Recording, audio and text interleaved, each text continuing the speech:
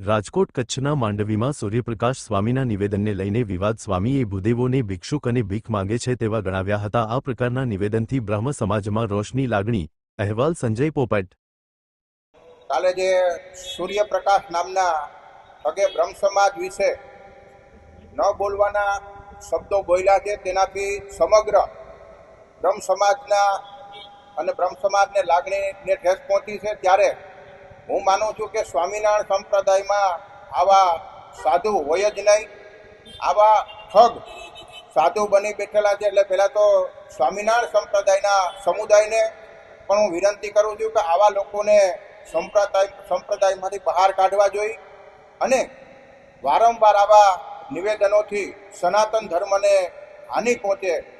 અને કાલે આનો જડબાતોડ જવાબ ત્યાંને ત્યાં જ આપણે અનિરુદ્ધભાઈ દવે કચ્છમાંથી આપ્યો છે અને સમગ્ર ગુજરાતમાંથી બ્રહ્મ સમાજના વિવિધ આગેવાનોએ પણ આપ્યો છે. ત્યારે હું માનું છું કે આવા લોકોને બ્રહ્મ સમાજના કાર્યક્રમોથી દૂર રાખવા જોઈએ. બ્રહ્મ સમાજના કાર્યક્રમોમાં બોલાવા જ ન જોઈએ. ત્યારે સંસ્કૃતમાં પણ કીધું છે કે બ્રાહ્મણમ નૈવ ભિક્ષંતિ શિક્ષયંતિ ગ્રહે ગ્રહે.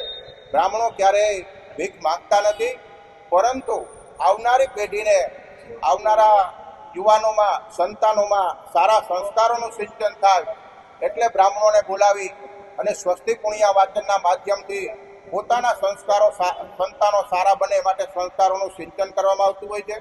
ત્યારે આવા ઠગના માતા પિતાએ પણ મને એવું લાગે છે કે એનામાં સારા સંસ્કારોનું સિંચન નહીં કર્યું હોય.